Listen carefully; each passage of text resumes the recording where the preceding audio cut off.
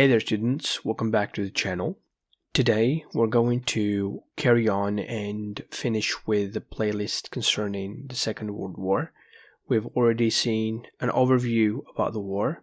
So basically we talked about everything that is related to the Second World War. So we talked about why the war happened and how did it happen.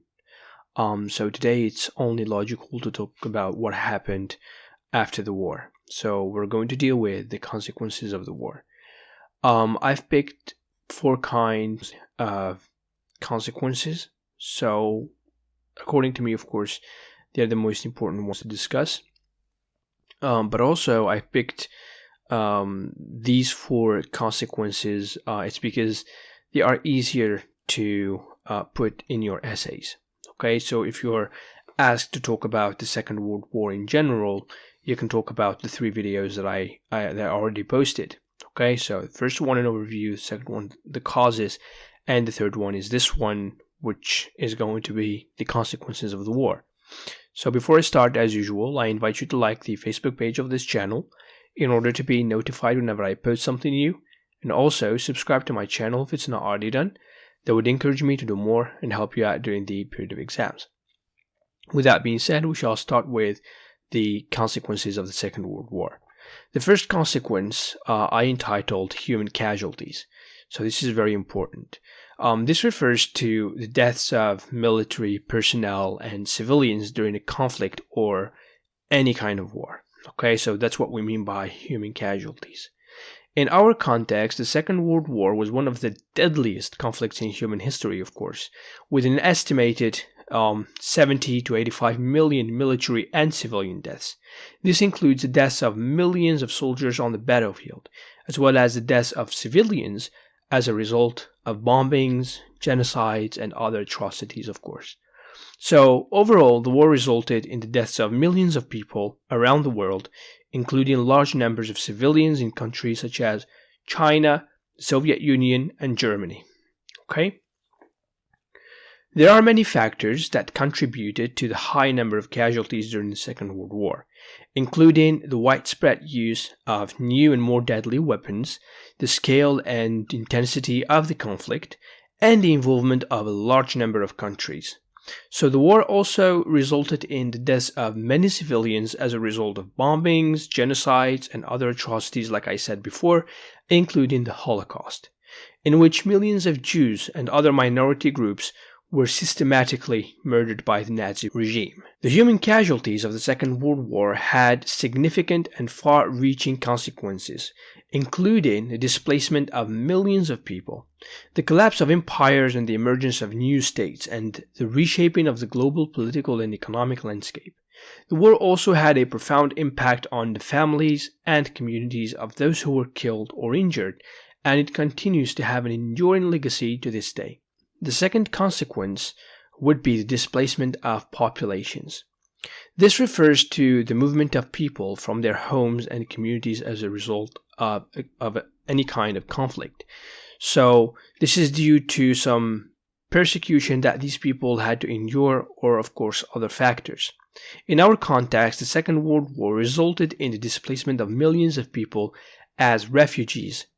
Okay, so these refugees fled conflict zones and countries such as Germany or France or Belgium.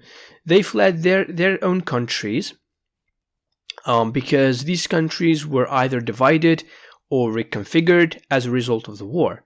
So many people were forced to leave their homes and seek refuge in other countries, leading to significant population shifts and demographic changes. There are many factors that contributed to the displacement of populations during the Second World War, including the widespread destruction of infrastructure and the forced relocation of people by occupying forces. The war also resulted in the mass migration of millions of Germans from Eastern Europe and the Soviet Union, as well as the mass migration of millions of Jews to Palestine and other countries. So the displacement of population during the Second World War had a certain kind of, or we can say it had significant and far-reaching consequences as well, including the creation of large refugee populations, the disruption of social and economic networks, of course, and the formation of new communities and countries. It had, or this kind of war had, a profound impact on the families and communities of those who were displaced, and it continues to have an enduring legacy to this day as well. So I'm trying to give you the same conclusion in order to make it easier for you to put it in your essay, okay? Then the third consequence would be political. Okay, this refers to the changes and developments in the political landscape that results from a conflict or event. So this is a definition of a political consequence in terms of war. In our context always, the Second World War had a significant political consequence or many political consequences, including the collapse of several empires. This is very important to know. You see, the Ottoman Empire or even the Austro-Hungarian Empire ceased to exist after the Second World War. Instead, we had the emergence of new states such as Israel or East Germany. This war led to the spread of communism, as you all know, as the Soviet Union emerged as a major global power and established satellite states in Eastern Europe. The war also resulted in the formation of the United Nations, which is an international organization dedicated to promoting international cooperation and peace. Some of the other political consequences of the Second World War might include, perhaps you've dealt with it with your teachers, such as the rise of nationalism and the emergence of new national identities, the expansion of democratic governance and the spread of democratic ideals. We also have the emergence of new alliances and the reshaping of global power dynamics, such as the emergence of the United States as a major power in the world. We also have the decolonization of many parts of the world and the emergence of new independent states, such as Algeria. The development of new international institutions and agreements to promote peace and cooperation, such as the international organization that we call the United Nations. Okay. Then we have the last consequence, which is social, and social consequences of any given war. It might refer to the changes and developments in society that result from a conflict or event. Okay.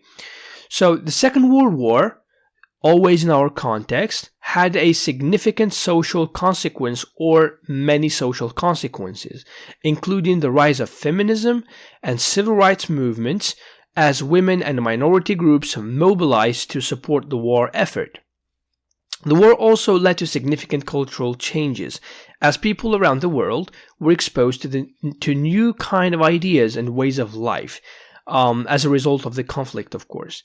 The war also resulted in significant changes in gender roles, as women took on new roles in the workforce and society. Okay, because during the war, the men went to fight in the battlefield, and women had to take their place in order to keep the country standing. Okay, so it's kind of a new role for women. Okay. So some of the other social consequences of the Second World War that you might have dealt with, of course, with your teacher, it can be the expansion of education and the spread of new ideas and technologies. And we have also the emergence of new forms of popular culture and the influence of mass media. We have the growth of the consumer economy and development of new consumer technologies. The rise of the welfare state and the development of new social policies and programs. We can also talk about the emergence of new social movements and the promotion of social justice and equality. All these expansions of new things that didn't exist before, we might say that they were created in order to keep peace and avoid any major war for the near or perhaps the far future. So with that being said, these are the major consequences of the Second World War. Perhaps there are other major ones that I wasn't able to discuss today. If you have something to add, of course, you're more than welcome to put them in the comments below. or you can also message me. Perhaps I will add them later on. Also, if you have any kind of questions, feel free to ask them in the comments below as well, or you can message me on my Facebook page, and I will answer you as soon as I see your comment or your message. Thank you for watching. Stay safe. See you in the next video. Peace.